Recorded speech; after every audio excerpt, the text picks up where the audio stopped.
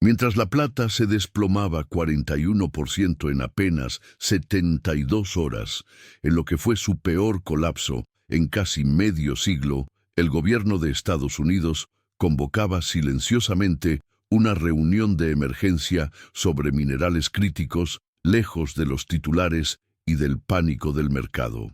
Al mismo tiempo, y aquí es donde la historia se vuelve inquietante, en China alguien estaba comprando exactamente esa misma plata, no con descuento, sino pagando una prima del 29%, con calma y sin prisa, mientras Occidente liquidaba en modo pánico.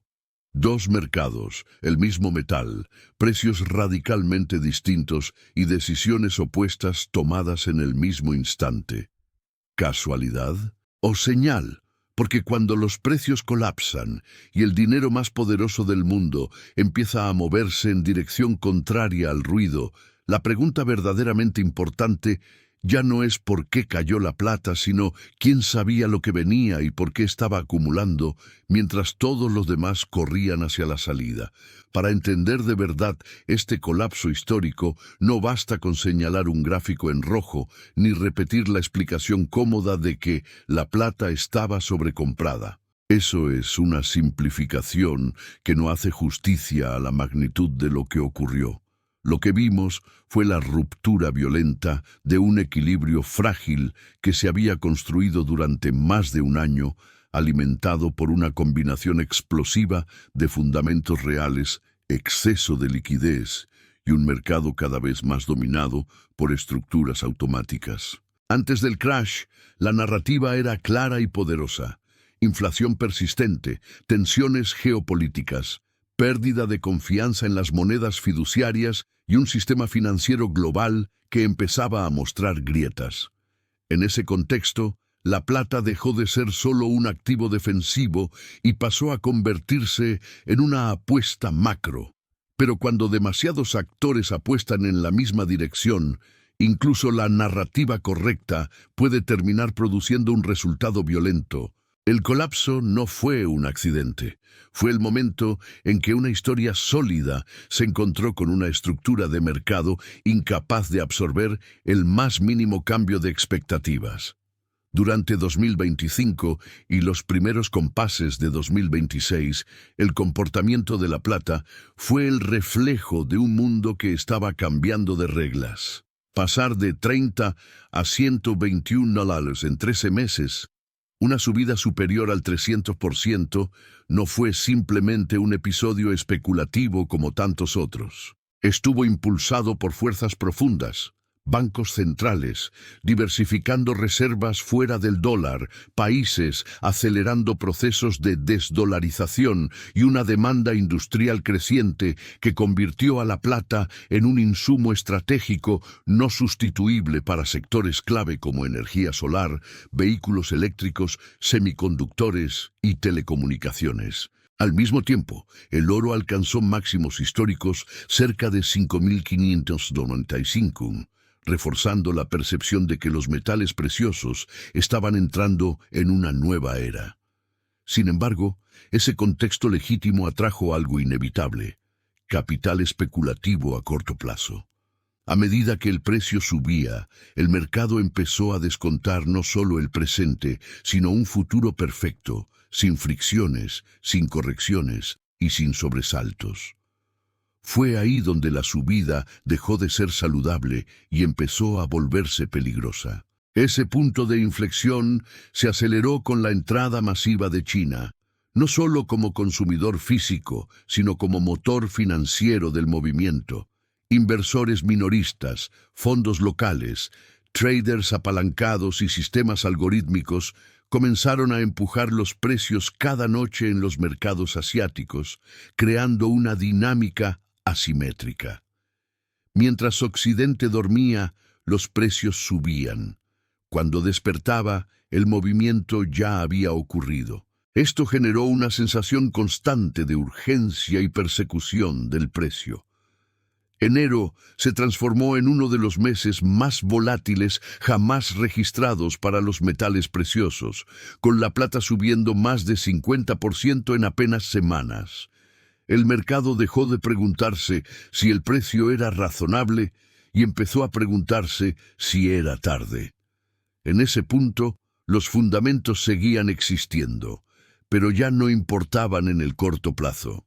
La cotización se movía por momentum, FOMO y apalancamiento, tres ingredientes que históricamente preceden a las correcciones más violentas. El detonante final llegó el 30 de enero y su tamaño fue engañoso frente al impacto que produjo. Un ajuste en las expectativas sobre la política monetaria de la Reserva Federal, un dólar más fuerte y el anuncio de un perfil claramente más restrictivo al frente del Banco Central fueron suficientes para pinchar un mercado saturado de posiciones largas. En cuestión de minutos, el oro perdió $200 por onza, pero la plata reaccionó de forma mucho más extrema. No fue una venta racional, fue una reacción en cadena. Las primeras caídas activaron margin calls. Los margin calls forzaron liquidaciones automáticas y esas liquidaciones alimentaron a los algoritmos, que empezaron a vender a otros algoritmos en un bucle autorreforzado. El mercado se movió más rápido de lo que los humanos podían reaccionar. Para cuando Londres abrió, la cascada ya había barrido con todo. Posiciones cerradas a la fuerza, liquidez evaporada y una sensación generalizada de shock. El precio no cayó porque los fundamentos hubieran desaparecido. Cayó porque la estructura del mercado colapsó bajo su propio peso.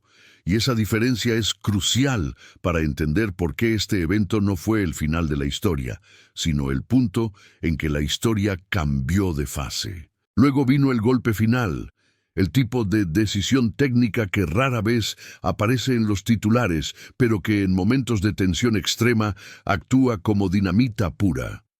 Durante el fin de semana posterior al desplome inicial, la CME Group elevó los márgenes de la plata de forma abrupta.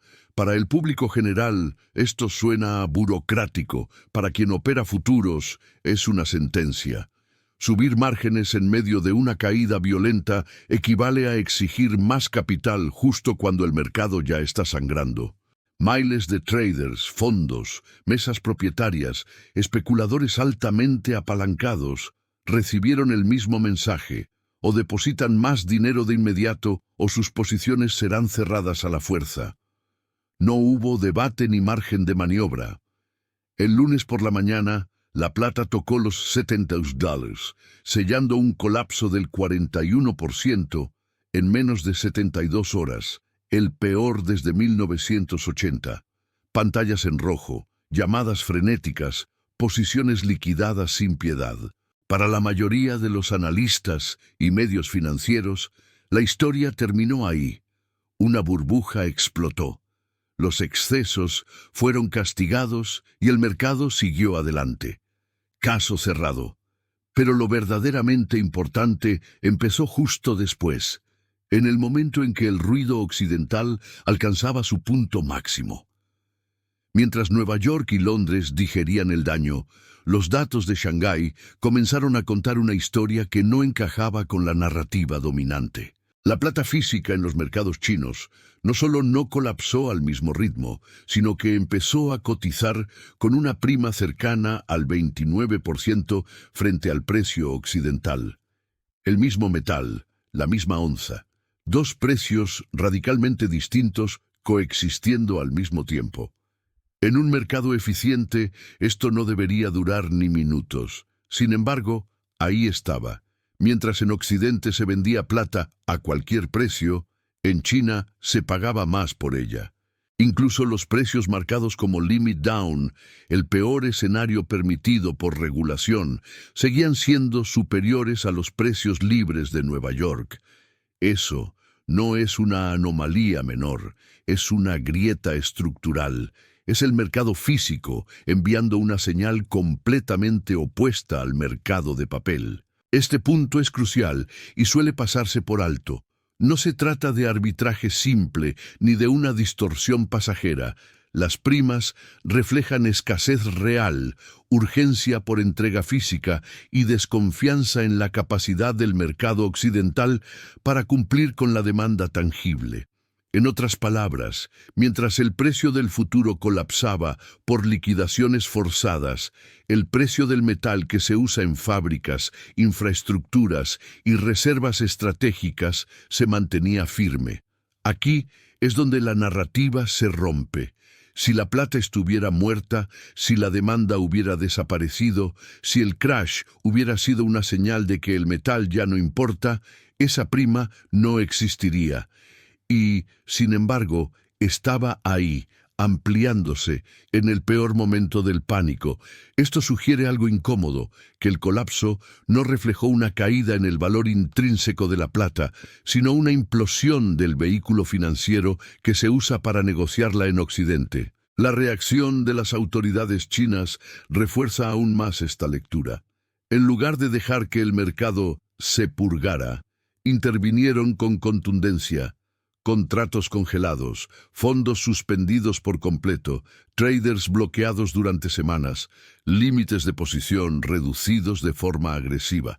Estas no son medidas que se aplican cuando el problema es el exceso de oferta o el miedo a una caída prolongada.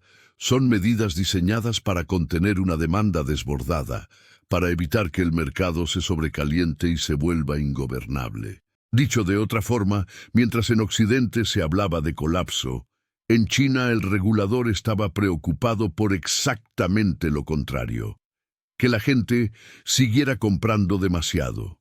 Y en medio de este contraste brutal, aparece otro movimiento que conecta los puntos de manera inquietante.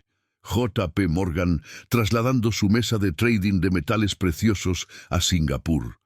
No a Londres, no a Nueva York, sino al corazón de Asia, justo donde la demanda física es más fuerte, donde los bancos centrales compran, donde las primas existen y donde el metal real importa más que el contrato. No se mueve una operación de ese tamaño por una moda pasajera. Se hace cuando los datos internos indican que el centro de gravedad del mercado ha cambiado. Juntas estas señales cuentan una historia que pocos quieren enfrentar. El crash no fue el final del ciclo, fue el momento en que quedó al descubierto una fractura profunda entre el mercado de papel occidental y el mercado físico asiático.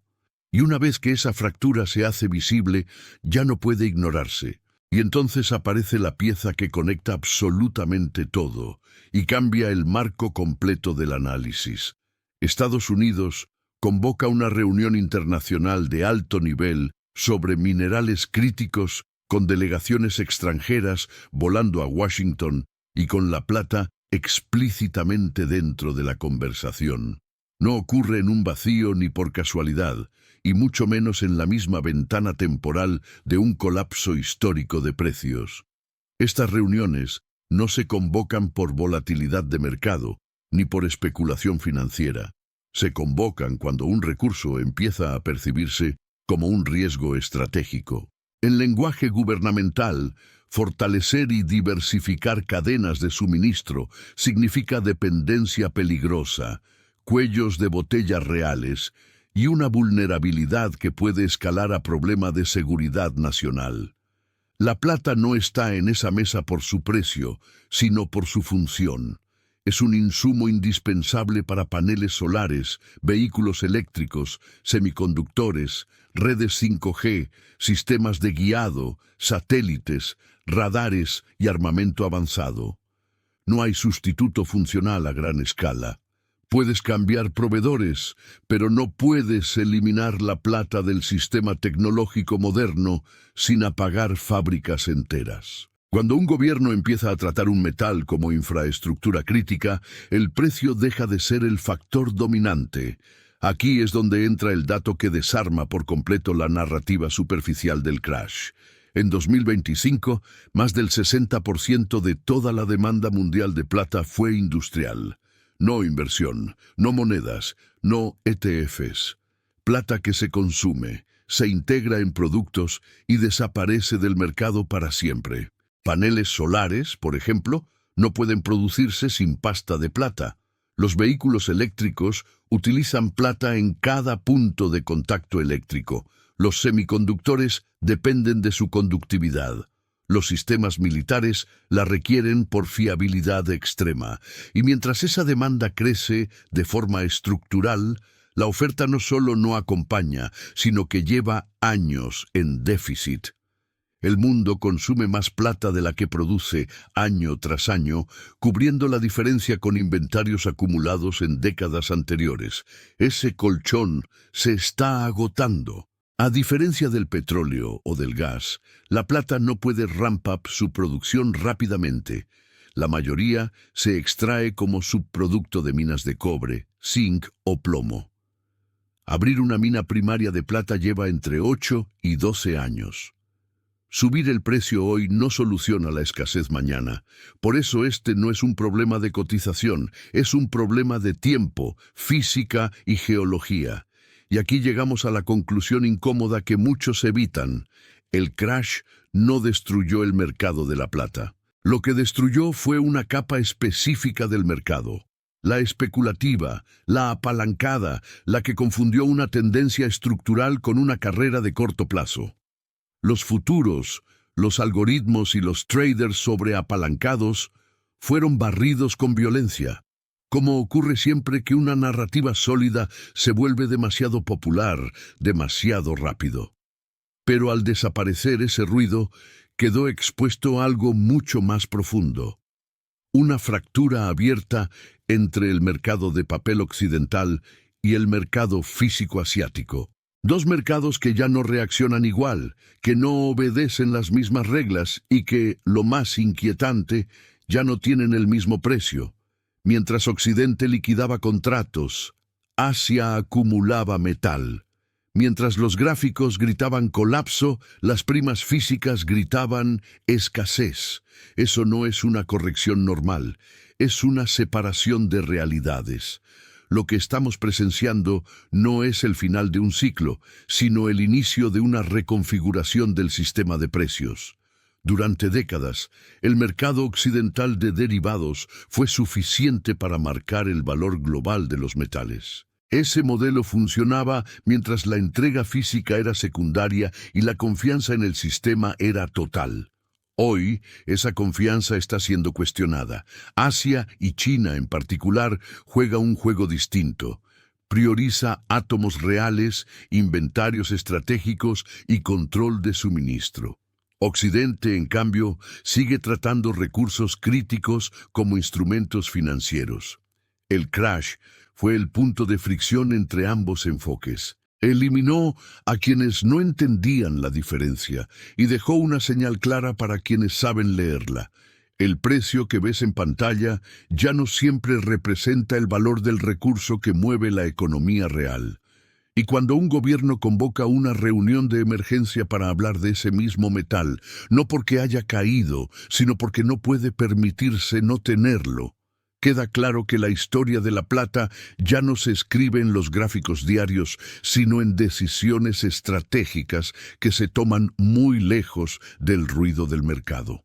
Si algo deja claro todo lo que hemos recorrido hasta aquí, es que este evento no puede entenderse como un simple crash de mercado. Lo que ocurrió con la plata fue el punto de choque entre dos mundos que llevan años divergiendo en silencio. Por un lado, el sistema financiero occidental, dominado por derivados, apalancamiento, algoritmos y decisiones tácticas de corto plazo. Por otro, un enfoque cada vez más dominante en Asia, especialmente en China, que gira en torno a control físico, seguridad de suministro y planificación estratégica por décadas. El colapso del 41% no fue el mensaje, fue el ruido. El mensaje real estaba en lo que pasó al mismo tiempo. Primas físicas disparadas, reguladores frenando compras en lugar de ventas, bancos globales reposicionando operaciones y gobiernos convocando reuniones de emergencia. Cuando todos esos eventos coinciden en la misma ventana temporal, no estamos ante volatilidad, estamos ante un cambio de régimen. La clave para entender este momento es aceptar una verdad incómoda para muchos inversores. El precio ya no es el árbitro final del valor cuando hablamos de recursos críticos. Durante décadas, el mercado asumió que si algo caía fuerte, era porque ya no importaba. Esa lógica funciona con activos puramente financieros, pero se rompe por completo cuando el activo es un insumo sin sustituto para la economía real. La plata no es una acción, no es una narrativa, no es una promesa futura. Es un componente físico imprescindible para producir energía, tecnología, infraestructura y defensa. El crash barrió con quienes estaban posicionados por momentum, pero no cambió ni un solo hecho estructural. La demanda industrial sigue creciendo, los déficits de oferta continúan, los inventarios se reducen y los plazos de respuesta del lado productivo siguen midiendo en años, no en meses. En ese contexto, la divergencia entre el precio del papel y el precio físico no es una anomalía pasajera. Es una señal temprana de que el mecanismo tradicional de descubrimiento de precios está bajo tensión. Este es el punto donde muchos análisis fallan, porque intentan responder una pregunta equivocada. ¿Subirá o bajará la plata mañana? Esa pregunta es irrelevante frente a la que realmente importa. ¿Quién controla el suministro cuando el metal deja de ser abundante? China entendió esto hace años. Por eso construyó reservas, aseguró cadenas de suministro, restringió exportaciones de minerales estratégicos y permitió que el mercado financiero absorbiera la volatilidad mientras el mercado físico seguía acumulando.